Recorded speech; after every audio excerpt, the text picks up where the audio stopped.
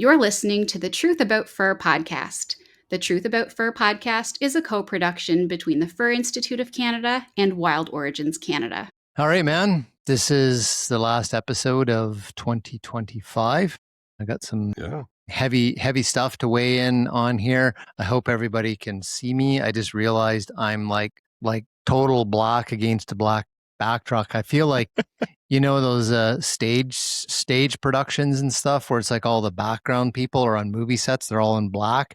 So they kind of, whatever, something to do with the light glare and stuff. You can't see them when they're changing the sets or whatever. So I've been there. That wasn't my intent. So you're all like theater kid earthy. Mark over here. Yeah, that's right. You're all like earthy colors and fur and natural and olive green. And I'm just like solid black today. So It is secret agent Mark over here. anyways, people are like, why is there just a face floating in the screens? Let's make a green screen me out and then it'd just be my face.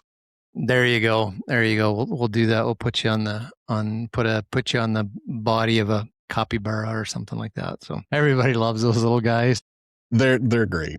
Surprisingly, there is a small part of the fur trade in Brazil and other Amazonian countries. Right. Yeah, I've seen that. And then there's also people that turn them into pets. Yeah, and apparently they're good eating. I've never had one, but they are allegedly. I've heard that too. Pretty good food. And alligators don't bother them. So I didn't know that. Yeah, I just saw some things where it's alligators leave them alone or whatever. So I don't know. Or the alligators are like, you're too cute. I'm gonna get canceled if I eat. or the caiman or whatever. Totally. All right, let's dive into your list of items here. We got some stuff about magazines, fashion magazines, some big kind of shakeups. There's certainly been some shakeups, and I'll give a shout out to the folks at the Coalition to Abolish the Fur Trade, who we learned this week listened to the podcast on one of their live streams. They were talking about some of the stuff we're about to talk about, and one of them said, "I was listening to this podcast with the Fur Institute of Canada talking about what they're doing to market fur," and I was like, "Oh, okay, interesting. We're worth listening to anyway." So we'll see if now they give us a shout out on their next live stream. Yeah. What is it? Bad publicity is still publicity. Yeah, exactly. That's no such thing as bad publicity. Always thankful for the groups that share out what we do. If they want to, now they're going to clip this section and put it in their live stream of us talking about them. So I guess we're promoting them. The knife cuts both ways. No publicity is bad publicity either direction. So. We'll tag you on our show. Mark as collaborator on Instagram posts. Yeah. So I mean, there's certainly been some shakeups over the last few weeks since our last podcast. A lot of it around media, especially magazines. Two of the big magazine chains in the US have officially announced fur-free policies, one being the Condé Nast magazines, which would be like Vanity Fair, Esquire, other magazines I don't read, but you'll probably see on the table at your local dentist's office, as well as the Hearst line of magazines, which would be like Harper's Bazaar is the big ones.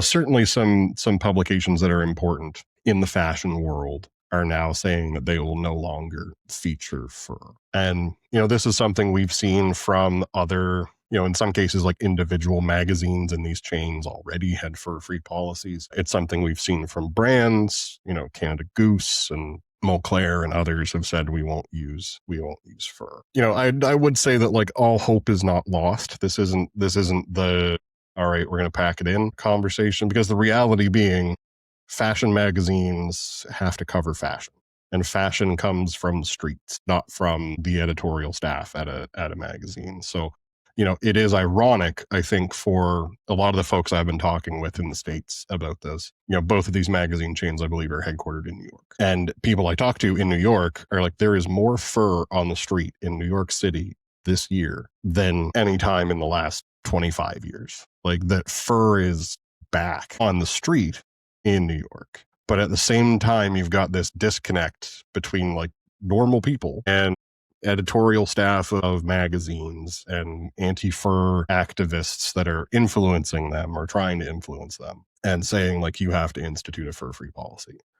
But, Rihanna is still wearing fur. Beyonce is still wearing fur. Celebrities are still wearing fur. And as these, fashion icon people continue to wear fur, and famous people, and the new actresses and actors and whatever. I mean, Sydney Sweeney's wearing fur right now. There will be Sabrina Carpenter's wearing fur. Other people whose music I don't listen to are wearing fur. There is still obviously a demand for fur and an interest in fur. So, they can announce a fur-free policy and get a feel-good bump out of it and change one page on their website to say, the insult, I think, in a lot of the stuff is they always put it in their sustainability page on their websites. They say, this is our sustainability pledge. We're not featuring fur, which is natural and biodegradable. It's this like backwards position of people still think that, because of decades old, connections between the environmental movement and the animal rights movement, they think that being anti-fur is sustainable when it's the inverse.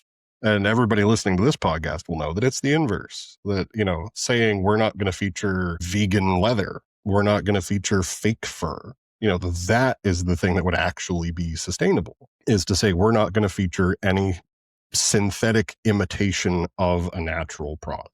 That would be, you should put that at the top of your sustainability page. That's a good point. No fake fur, no plastic leather.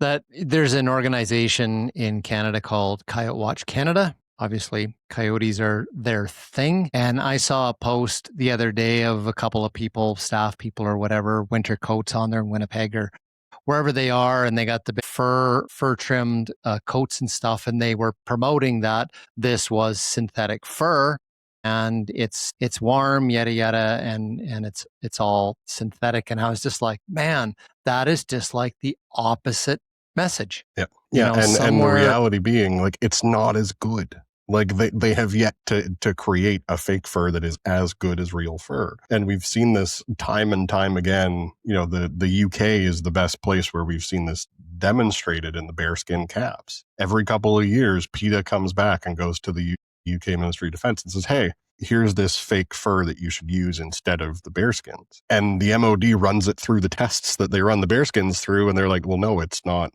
Like, you'll break the necks off of the people trying to wear a hat, a bearskin cap made of this stuff in the rain. Okay. Yeah. That there's like, it retains water. It does like all these things that bear fur doesn't do. And it's one thing when it's fashion. There's another thing when it's function. Of course, people that want function know the value of the real fur from a functional perspective. Just the whole aspect of like the synthetic stuff, petrochemical, non-degradable, ends up in the landfill type stuff. That's the sustainability part of it, right? Versus a natural resource, renewable resource that's being managed by people that are looking out for wildlife populations, that are part of research, that are part of habitat protection things. Again, all of those things are being led by trappers. And that's the thing when it comes to sustainability. First and foremost, habitat that's being protected for the country's fur bearers. None of these other organizations, one, know anything about that, talk about it, promote it, or put anything into that. It's just strictly whether an animal lives or dies. And in the long run, they're going to die if they don't have these other elements that trappers are always fighting for. Even just when it comes to biodiversity conservation, when you have impacts on the landscape, logging, industrial development, urban expansion, you change the habitat. And generally what happens is that favors one species and negatively impacts another species. So in a given area of the landscape, you can get two species that all of a sudden go out of whack. The classic story is what was happening in northern Alberta, fishers and pine marten. So you get changes, fisher populations are increasing, logging old growth pine stands, boreal forest, pine martens. Then the fisher is a predator of the pine marten, or beavers, if you have, beaver colonies that are trying to restore themselves back on a landscape. trappers have the ability to manage that and enhance biodiversity by bringing up population numbers. And I think I've said this before in a previous show. Folks, I'm kind of talking to the aunties that are listening to this show because you guys know all this stuff, right? So I'm talking directly to them. So there's two aspects of biodiversity. There are the numbers of species in an area and the evenness of the population of those species. So if you have 10 species and one of them you've only got like 3 individuals left, that's not good beta diversity. That's not strong biodiversity conservation. When one of those species is keeping the other one down, like the fisher, trappers have the ability to kind of level it out and see pine marten recovering. That's what they want. They want to see healthy fisher populations. They want to see healthy marten populations, but they don't want the habitat changes, which they don't have control over. They fight for those habitat protection measures, when they review forestry plans. But at the end of the day, they actually are in the position to prevent pine marten from disappearing from their trap lines. Like, that's just straight outright conservation. And it's a tool. Yeah, they're harvesting some animals to do that, but in the long run, you have a more sustainable and a more stable ecosystem by having to do that. So probably doesn't change their minds, but it's something to think about. It's something to reach out to us. We'll talk about it, right? So there's just more to this. There's more to what these folks are doing on the landscape that provide a service to society because they're operating in heavily altered landscapes. These are not wilderness areas unaffected, untouched by humans, and they have an important role to play in biodiversity conservation. Yeah. This hang up on being anti-fur as being sustainable. I mean, it's something we're going to talk about mink farming a bit later, but it's if I came to a venture cap, and if I was on Dragon's Den, I'll put it that way. If I was on Dragon's Den, if Americans are listening, Shark Tank. I don't know why they had to change the name, but if I was in there and said, Dragons, I have come up with a way to transform the byproducts of, poultry processing, beef processing, fish processing, all of dairy processing, all of these industries, take their byproduct, their refuse, and transform it into a biodegradable, water resistant, warm, fashionable textile. They'd be like, this is amazing. You're solving an enormous problem. It's a huge issue for the poultry processing industry and beef processing industry and dairy processing industry, fish processing industry to deal with the refuse from all of their processing plants. And you can turn this into something that people I'll be can one wear of the sharks. I got a day. tough question for you. I'll be one of the sharks. I have a tough business question for your idea. Okay, so that's where that stream of product goes into this natural fur product. Then what are we going to make hot dogs out of? Huh? It's not a good business model, like to take away the supply from one industry to put it into another. So, but like that's the dogs. Reality. That is what we feed mink. That is what we feed fox. Yeah.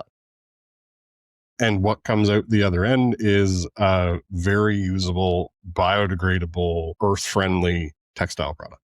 And that's the thing that really boggles my mind. Again, when these anti-fur organizations are like, we're being sustainable, we're against fur farming. It's like, well, like, no, just like take a minute and take the word out, take mink out, take fox out, take less familiar with chinchilla and fin raccoon farming, but generally similar. Take out that word that makes you angry, and then think about the broad impact here.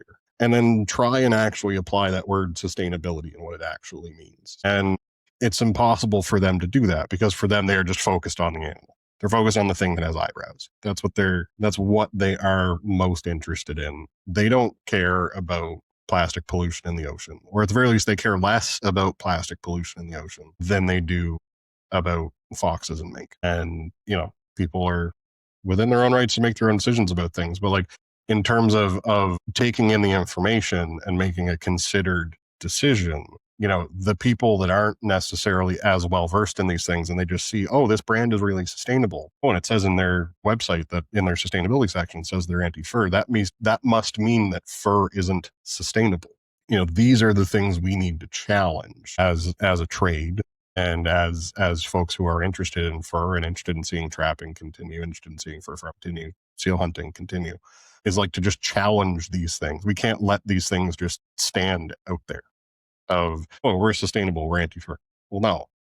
I am pro law and order and an arsonist. Yeah, true. So yeah, Yeah.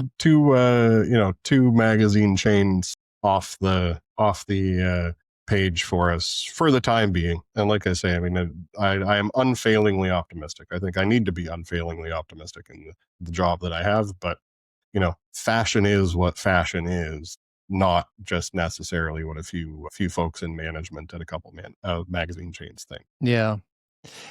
It's really starting, this is a conundrum. So the high fashion stuff is where the market value for the trappers fur comes from, right? Like that's selling prices, that's the end product. This is where the fight's always been, right? Because there's a stigma attached to like wealthy, rich, they buy wear it once, it's prestige, it's ego, it's status, all this sort of stuff. That in a way works against the sustainable use narrative of trapping and the small families, grassroots, rural people, indigenous people and stuff that that's part of their livelihood. The high fashion part kind of works against the narrative, where if the fur end market was just the average Canadian, the average citizen in this country, had our kids going to the bus stop in Saskatchewan, the wind blowing wind with fur mitts and fur hats and neck warmers and pocket warmers and all this kind of stuff, because we're talking about function, not fashion, that becomes a whole different story. That becomes a different narrative, and it has a different perception when it goes out to the moderate middle of the public, right? Because even the moderate middle is going to be like, oh, well, we're against all those rich people. Because we even see that like in everything, like it's, Taylor Swift, the thing that shows how many flights she took in North American miles and fuel that she burned, like that dominates that. Well, do you like her music or not, right? Do your kids like her music? Do you buy that, whatever? It's like that detracts from it.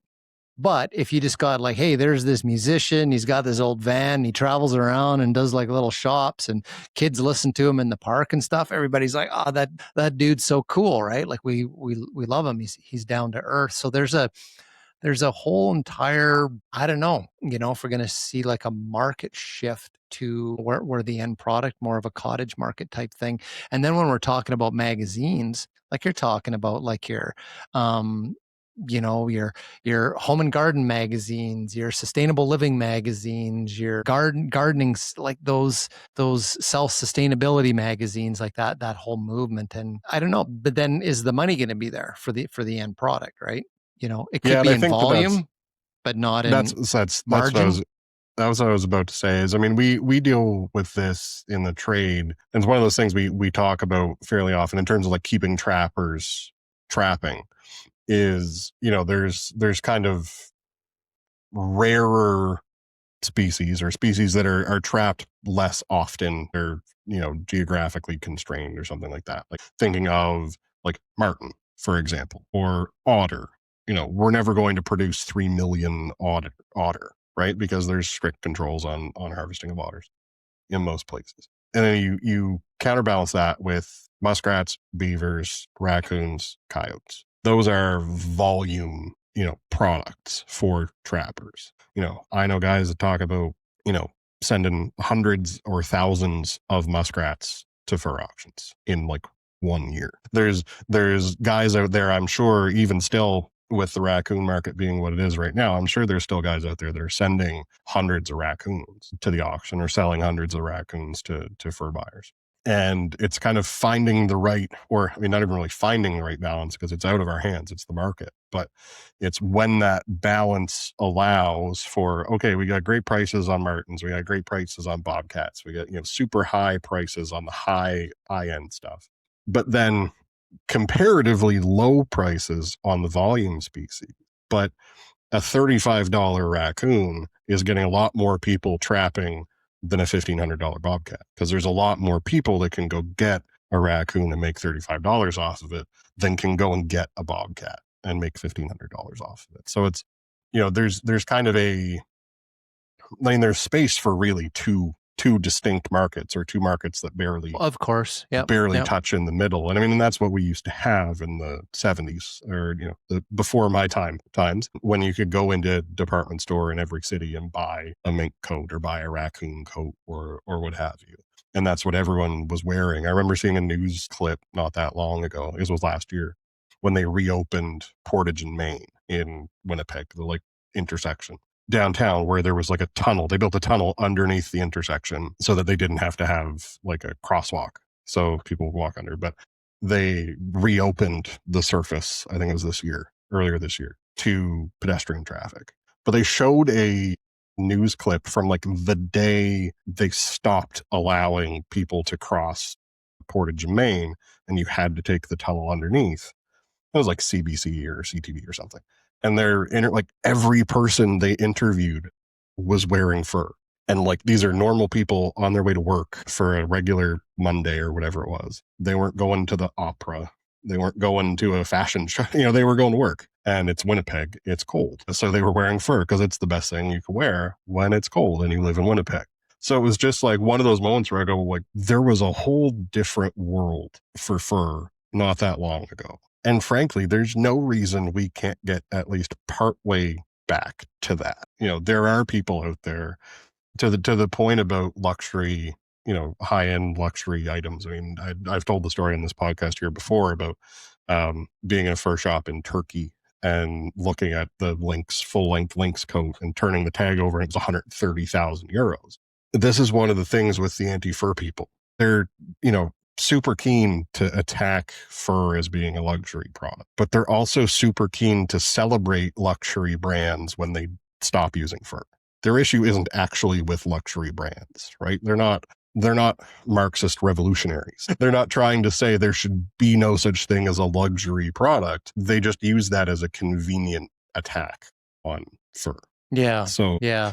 It's just it's a sellable narrative to the people, or if you get on board with that, get some donations, they think, they're saving the environment, so to speak. But yeah, I mean, you got your $50,000 bags and scarves and all that kind of stuff, 100%, synthetic materials, that's about as unsustainable, as you can get. I think the bottom line, for me on this, the bottom line for the anti-fur industry, if you think that ending trapping is going to be this utopic world out there for wildlife, everything will somehow be better, it won't. Because we have seen this lesson by lesson by lesson, the hard way, all around the world. When you remove sustainable use harvesting, then we see declines in animal populations. They lose their value.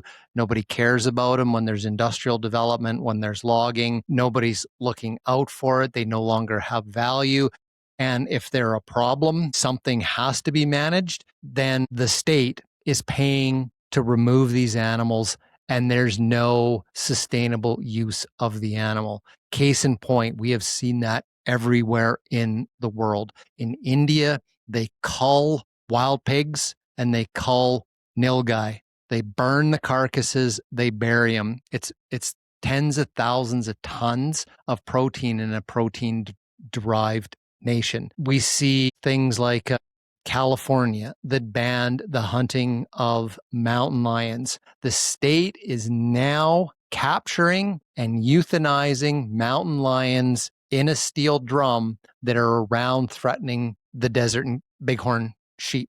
They're just killing them and dumping them. There's a management thing. Hunters used to do this. Hunters utilized the animal. Yes, they utilized the fur. Yes, they utilize the meat as well. The lower mainland of British Columbia is underwater right now, right?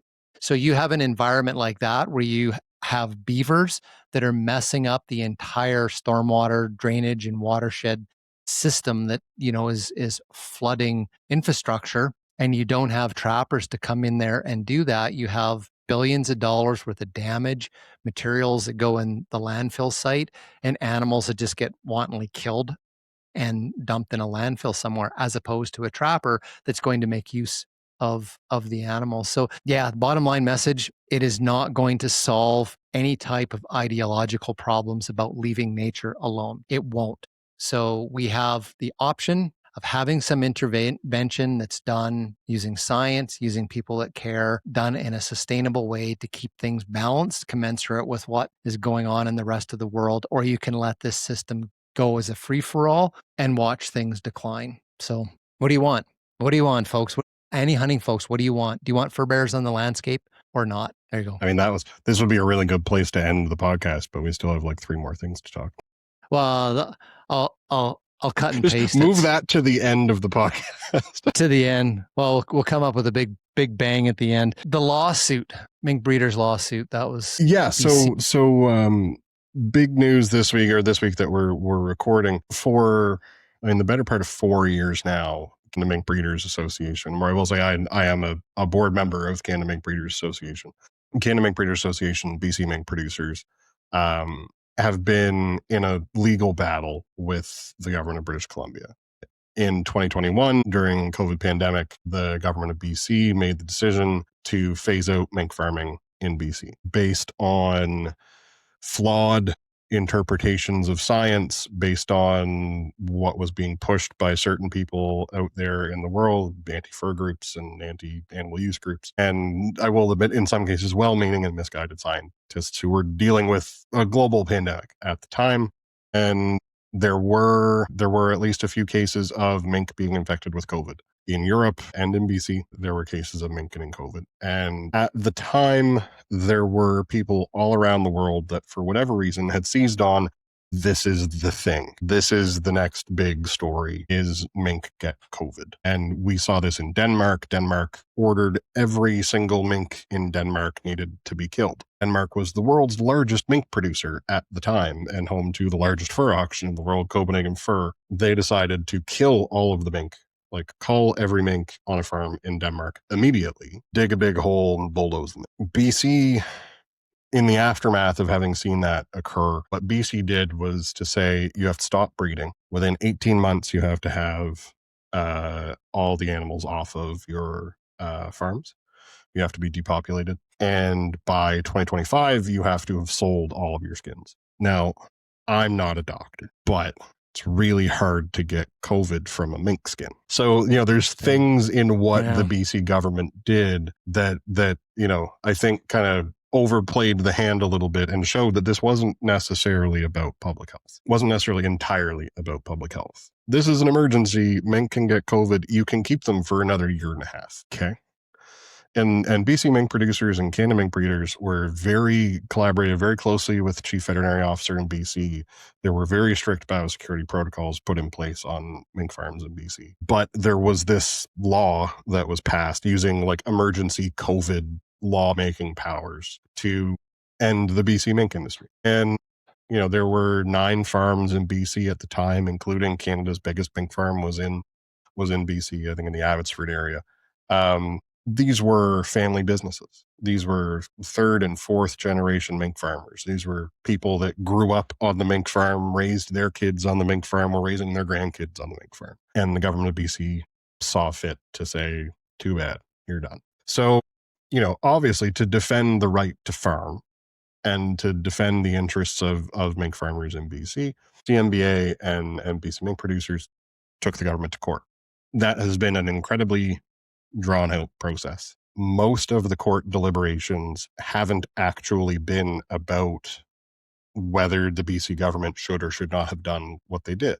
At least the last 3 years have been a series of fights, a series of court cases around getting the BC government to release the advice that cabinet made the decision on, and to say, all right, well, show us, we know what we gave you. We know the experts we put in front of you. We know the peer-reviewed science we showed you that said that mink are not going to end the world. But like, what were you getting from the other side that made you so convinced that you should do this? Well, no, we can't release that. Go to court. Court says, yeah, you have to release it. Release it.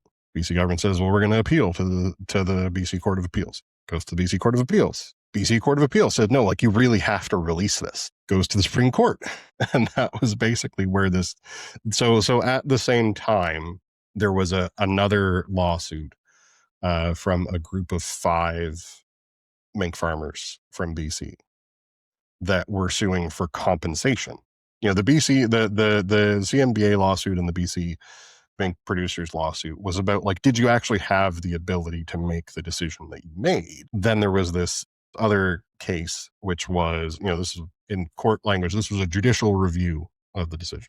The 5 farmers from BC brought a case of, well, you have to compensate us for what you did. You said we have to go out of business. Logic would dictate that if the government comes into your farm and says you can't, your place of work, your place of business, and says you can't do your business anymore, basic moral ethics would say, okay, well, the government would then compensate you for doing that. That is not what the government of BC did. The government of BC said, well, we're giving you time to pelt out and sell your skins, and so we don't owe you anything, despite the fact that you've invested in your farms and you've got, a business that runs on more than a 1-year time span.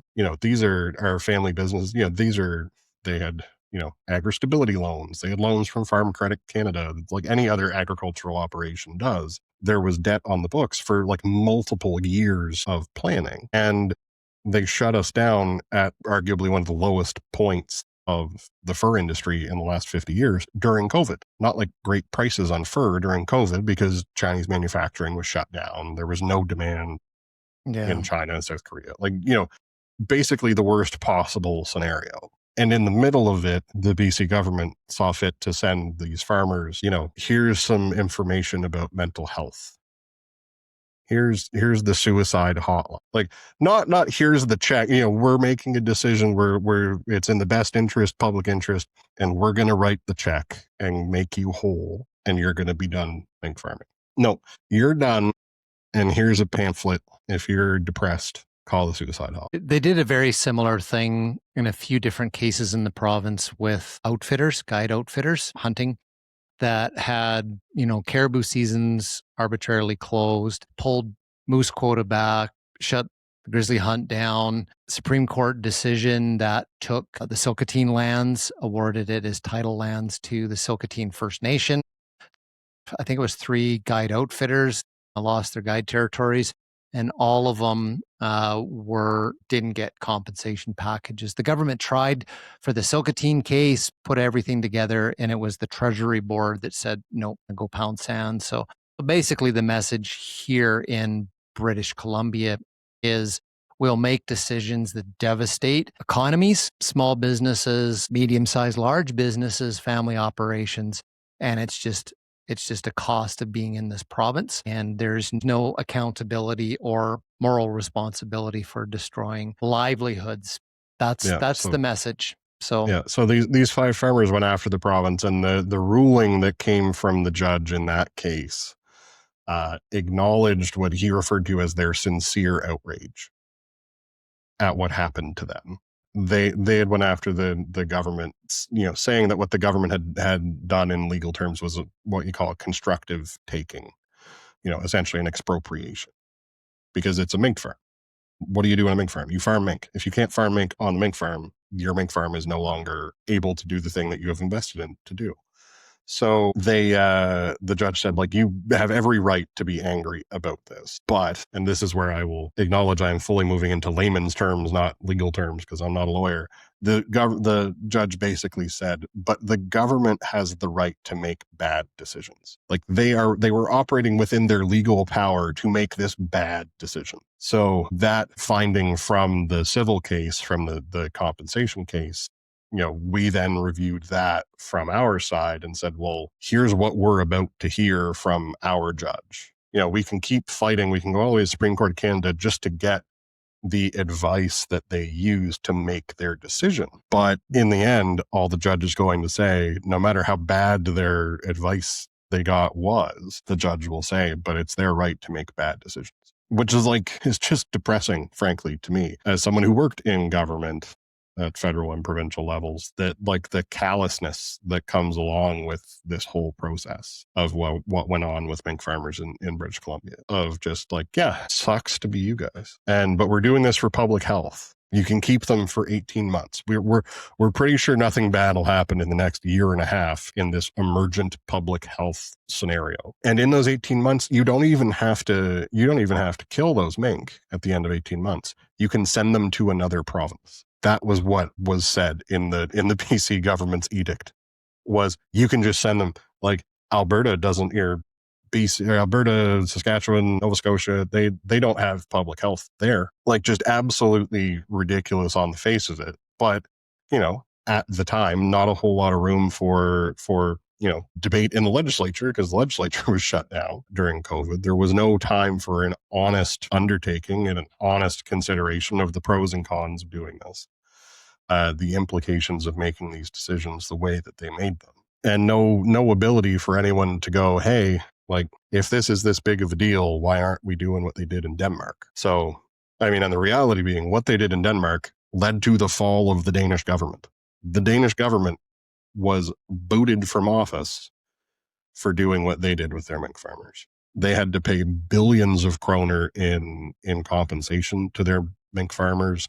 There was a formal apology from, I forget if it was the Minister of Agriculture or the Prime Minister, to the mink farmers in Denmark. And now there are actually mink farms that have restarted operations in Denmark. So, it's to have seen all of this play out the way it did in Denmark, and then see how things have unfortunately played out in BC, where at the end of it, and I think the quote from our president at CNBA, Ian Stansel from Manitoba, I think the quote is like, we thought this was going to be a David and Goliath story, but this time Goliath won.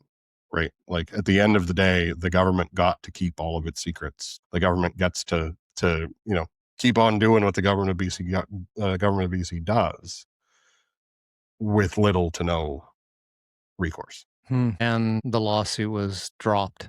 Yeah, and we it came to a point where we had to say, well, we're throwing very significant sums of money, I'll put it that way, at this lawsuit. And now with the ruling on the civil case, we're reasonably certain that this will be how this ends up. And we can keep going just for posterity, or we can say this money would be better spent defending mink farming in the provinces where mink farming is still legal. Yeah.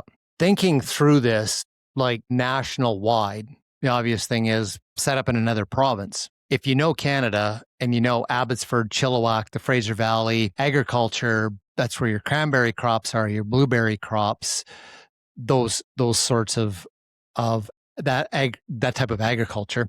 So because you've got a pretty stable, moderate maritime climate, there, if you move them to southern Alberta, Lethbridge or Fort Macleod, it's like, great, it's plus 12 one day and minus 47 the next, and 120 kilometer an hour winds the next day. Like, that's not a stable environment for growing anything other than your like your hard crops, your grains, your hays, that sort of stuff in the growing season. But something like an animal that you got to keep, year round, a fur animal, like, man, to be like plus 12, minus 30, like, that's not going to work. And you got that right across, Saskatchewan, southern Manitoba, Ontario, Quebec. So then you get to the eastern maritime provinces, which, you get into maritime climate, but you get into Atlantic maritime climate as opposed to Pacific maritime climate. So I'm not an expert in it, but I think if the experts were to draw a circle around where viable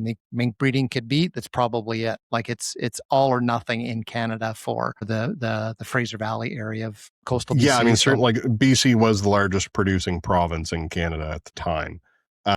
There are, if you look at the historical map of where mink farms, and to a lesser extent fox farms in Canada were, they were somewhere with, as you say, generally like a more predictable climate and proximity to either fish processing or generally poultry processing. Okay, that makes sense. In Alberta, again, Fraser Valley. Yep. Fraser Valley. Yeah. So, like, I'd say a big reason why a lot of the mink farming was in the Abbotsford area is a lot of poultry. Historically, when there was still a mink farming industry in Alberta, it was in the Lac La Biche area. there was commercial fishing there. Mink farms today in Manitoba are in and around the Interlake, in Ontario. Nowadays, they're in southern Ontario, kind of Golden Horseshoe area near the lakes, near a lot of poultry and beef processing, dairy processing. And then you get into Atlantic Canada, certainly here in Nova Scotia. I mean, Nova Scotia, there was a time where mink farms and fox farms were everywhere, like all over the province. Just about every town had a mink farm or a fox farm. Yeah. And definitely Nova Scotia, I would think, would probably be one of the closest to the lower mainland of British Columbia for that kind of mild, stable maritime climate. Yeah. So like in more recent decades, the existing mink farms in Nova Scotia today, all of them except one are on what we call the French shore of Nova Scotia, the Bay of Fundy shore. And, proximity to a ton of fish processing. And then there was a lot of them in and around the town of Weymouth, which is, once upon a time, there were 120, I think, mink farms within X number of miles of the town of Weymouth. I was down there in September, visiting some of the remaining mink farms. And yeah, that's predictability of climate as much as you can get. And then, proximity to cheap or comparatively cheap feedstock. And that's one of the things we see today in Atlantic Canada is a lot of those fisheries that we were reliant on for mink feed have been closed. So things like herring, things like mackerel, a lot of the bait fish fisheries, due to a combination of factors, whether it's overfishing, climate change, seal predation. I got a seal mentioned in here somewhere. And, a number of different things have led to those international fishing outside of the 200-mile limit. All these things contribute to the decline of certain fish populations. So it becomes more and more difficult to feed mink at a kind of cost-effective price point. And, you can then compare that against the floating price of mink that changing over the course of years. And, it's really easy to feed a $200 mink because you can feed quite, you can have a pretty decent price of feed going into a $200 mink versus going into a 40. Yeah. Yeah. And then in the poultry industry, we've seen some massive impacts at a large scale because of the avian bird flu. So that is a monkey wrench there in the stability of food products to the mink breeder industry. So yeah, tough story. Again, I think there's a sustainability piece, around the farming part that, is just overlooked. It's just, again, the animal, does it live or die, as opposed to like in the grand scheme of everything. Is this helping or hurting? Is it sustainable? Where are the benefits of moving something from a natural setting to a farm setting? I mean, there's that just with your vegetable products, there's a reason, we're not planting potatoes through the natural forest and we don't have whatever corn growing in wilderness areas and stuff. If you're riding your four-wheeler and encounter corn in the middle of the forest, turn around. Yeah, exactly. There's all of those nuances around sustainability that just from a farming perspective as well that just don't get factored into this. It's just all boils down to one thing, whether an animal lives or dies. To some people, that's all that matters. But at what cost is somewhere along the line, is that costing the lives of other animals through inefficient use of natural resources somewhere else? Those sorts of things. God, I mean, just reading these stories about these gigantic data centers that are being placed around the world, all so that you can do this. So the anti-fur people can use their social media so they can, post, and like all of that's, contributing CO2 to the atmosphere. I saw something like the vast majority of the world's data centers are climatically placed in the wrong parts of the world because they need to be in really cool, cold environments, or the cost of cooling them becomes prohibitive. So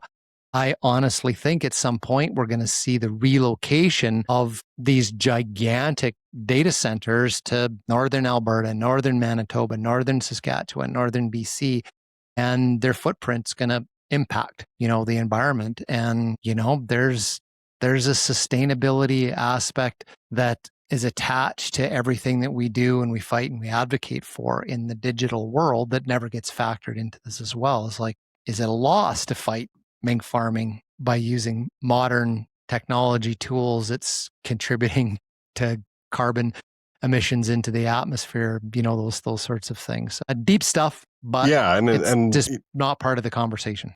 Yeah, and I think that's one thing too that for folks who are out there listening to this and saying, well, what does this actually mean for me? I'm a trapper. What is it? I'm a trapper in Ontario. What does this mean for me, mink farming in BC? We are all part of the fur trade, and we are stronger when there are more of us and more of us making money. And that there really is there was certainly a time where there was conflict between the farm fur side of the world and the wild fur side of the world. And, that's a long time ago. And, certainly still some folks out there bearing a grudge from once upon a time. But, in a lot of cases, the people that started fur farms were trappers. The earliest fur farmers were trappers because they had to get them somehow. That's where, for some people in different parts of the country, it was a great way to keep the fur business going the rest of the year. Right? You're not trapping during the summer, so you can take the extra time, look after your mink, look after your foxes, especially foxes. A lot of ex-trappers were fox farmers, or I should say a lot of ex-fox farmers were trappers. There really is, we are in a better place as a fur trade when all of us are doing well. As I've probably said on here before, I wish we were doing well enough that we could fight with each other. If we didn't have anybody on the other side to fight, that we were so solid and we had beaten the antes, and there was never any doubt of losing trapping. There was never any doubt of losing fur farming. Prices at auction houses were great. Prices at fur buyers were great. And then we could get into fighting with each other, fighting amongst ourselves. That'd be great. That if we ever get to that point in my lifetime, we've done something right.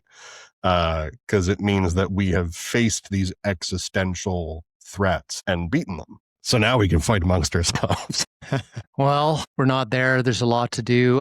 I believe things like this, like everything that you've talked about, like we said, maybe it seems like a depressing show, but I think what this does, it creates the impetus to relook at strategy, relook at where the Fur Institute of Canada needs to go in 2026 beyond where its diplomacy work is, where its marketing work is, where its messaging work. And I think as an individual trapper, you can probably, see some of that yourself. Obviously, you just like to go out on the line and leave the rest of the world behind and not have internet and Facebook and all that kind of stuff. But probably the single greatest gains that could be made in the trapping and fur trade industry is from the individual trappers making contact with their communities, talking to their neighbors, being visible. We like to be invisible out on the trap line, but being more visible in every way, shape, or form that you can in your communities, with your neighbors, your kids' schools, everything. Just get out there and get the average moderate person in the middle, understanding what you do, understanding who you are. And that's more where it's going to start, is they support something because they know people who are trappers and they like you. They believe in your ethos. They think you're a good person. So your messages will be heard and your messages will be defended outside the trapping industry. So there's a lot, for everybody to do, something to think about as an individual trapper. Maybe the younger folks are a little bit more in tune with seeing the storytelling, the meeting, getting people in the community to know who they are, fits in, to their lives better. Older folks probably just don't want to deal with the world, but everybody doing something is going to help. So everybody reconfiguring and being proud of what you're part of, and being proud of the contributions and the role that you play in sustainable use and sustainable use livelihoods. This is something that happens all over the world. So the more you share and promote that, the greater understanding. As terrible as it seems, with what you see in Facebook and social media and the newspapers, The vast majority of the population are the people in the middle that don't know so much, but with a bit of information, they're moderate people that will make reasonable decisions based on some information. And as long as it seems okay to them, reasonable, nothing seems evil or horrible, they will support a lot of things. They will support trapping. They will support hunting. They will support, all types of things if they get the truth, if they get information to make their decisions on. So the vast majority of the voting public out there is available to be convinced with meaningful messages. Just get out and start reaching some of those people. Yeah, and I think too, for folks that are out there who may be trappers, who are sheep farmers, cattle farmers, if you trap coyotes on farms for folks on fence rows, you need to pay attention to what just happened to mink farmers in BC. Not to be apocalyptic about it, but this stuff doesn't end with fur, right? This is we are the sandbox. We're the practice territory for anti-animal use, anti-agriculture organizations, and that's something that we talk a lot about at the Institute when we're talking with other national agricultural commodity groups and others. Is like, listen, we can come and tell you the playbook because they perfected it on us. We're still here, thankfully, but this is where they start. And a lot of what anti-fur groups do is built on a playbook that they put together on the seal hunt in the 60s and 70s. And that's still, those same things are still being used against us. They are being used against animal agriculture. It was used against veal farmers. Will be used against other animal ag. I've seen it starting to trickle through recently on talking about down, goose farmers and down for jackets. The Canada goose is getting attacked on their use of natural down the same way they got attacked on their use of natural fur before they went fur free. So for those of you who... Good for them. Careful what you wish for. Whoever could have thought that this would befall the good folks at Canada Goose? But like, this is the thing, is this is what we see, and we start to see it. PETA got a new CEO earlier this year, and when she was appointed, she said, "I want to do to wool what we've done to fur." Yeah, so, I've seen those campaigns. Yeah. So this is how it happens, and I mean, in this case, they used politicians. They got laws passed. When they can't do that, they go in and smash the windows out of storefronts, and they go in and intimidate employees at fur shops or at stores that sell fur products. And they follow people home, show up at people's houses and protest outside of their houses. That's what happened with Condé Nast. That's what happened with Hearst, is these targeted campaigns of personal intimidation when there isn't a law to be passed about XYZ.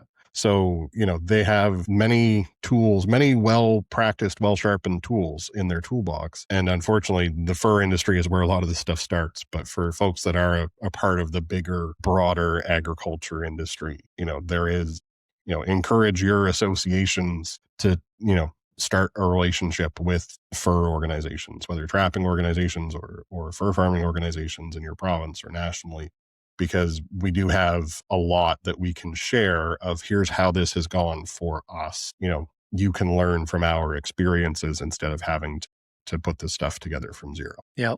Well, good messages. I think the soul searching folks should do in the new year, and I think this is across the outdoor community in Canada, whether you're a firearms owner, whether you're a hunter, whether you're a trapper or an angler. There are folks out there that are very passionate about ending your way of life. Are you going to be less passionate than they are? They're fighting very hard. Are you fighting as hard or harder for your way of life? I across the board hear people's reasons for being involved in these things is because they are thinking of their kids, the future of their kids, their grandkids, passing things on.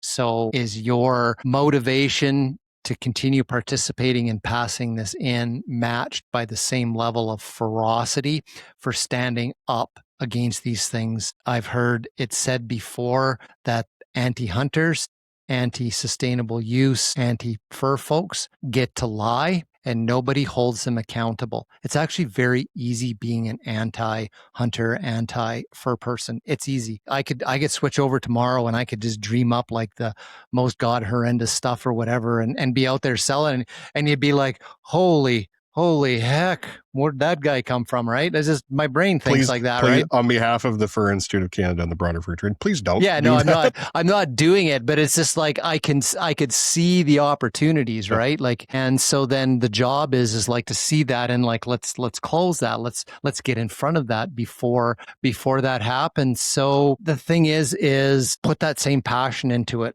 Put the same money that they do in, donate to stop the wolf thing or whatever. And, bang, 50, 60, 70, $100,000, 600,000, 700,000 signatures on a petition. Let's match and exceed that level of standing up for what is right. And it's crazy that they don't get held accountable for the things that they say. Man, I say something and those groups are all over me. And it's like, where did you actually reference that? Where did you cite these numbers from? Show us the peer reviewed science.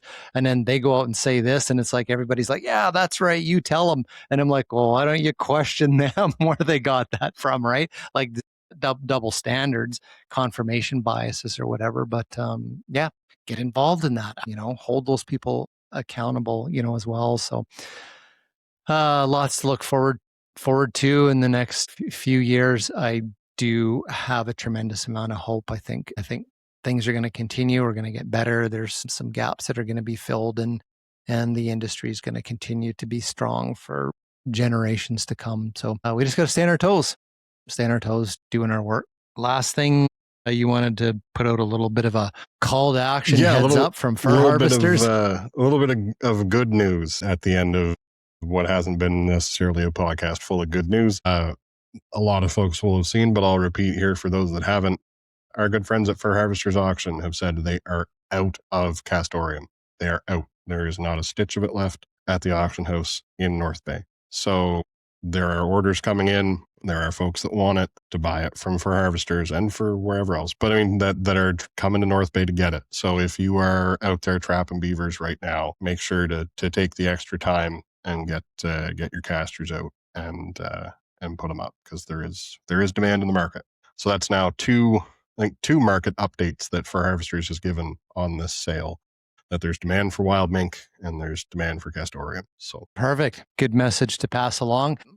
I think final thoughts for me, I don't see what we've talked about here today, these news stories, as being losses, as being down or bad news. I actually see the other side. I see it positive and I see it as good news, because we're learning things. Like things aren't like it's out there. We know what's going on. We know the changes. We know the reasons. We know what the anti-fur groups are up to, what their campaigns stand on. And so that is information for us. It's power for us. We just need to act on it. What would actually be worse is to have absolutely no idea what was happening and having nothing to build strategies on, nothing to look forward to plan for, to get ahead of. So I do think they lay their cards out. And so that's power, as well for the fur trade. So get behind Fur Institute, get behind your trapping associations, get on folks that can open up the checkbooks and get some funds behind what the Institute does to get out and enhance and grow messaging, PR, and marketing, so we can reach that moderate middle folks, with good balanced information, a bit more. So it's kind of my wrap up message for the year. Well, everybody get involved. Yeah, that's a great message for a new year. There you go. We'll be, I guess we'll be coming out right before Christmas, Mark, right after Christmas. Yep. Should be out before. Perfect. So Merry Christmas, everybody. Last thing, we're talking to the BC Trappers Association for us to be on site at their AGM conference in March, I believe, of next year. So if anybody across the country sees value in having us do something, cover a story, be somewhere, do something on behalf of the fur trade for industry, reach out to Doug, reach out to myself and let us know. We want to continue to be a voice for you, share information, but also in a way be some influencers of the narrative out there about the fur trade, sealing industry, and fur trapping. So keep us in the loop. All right, Merry folks. Christmas, Happy New Year's, all those fun things. You betcha. If folks end up with a bit of jingle after Christmas, check out fur.ca and the Where to Buy Fur page, or CanadianSealProducts.com. Proudly Indigenous craft or stuff. ahead. Yeah, you bet, or ahead of time, get some Christmas presents. So thanks everybody for listening, and we will see you in the new year.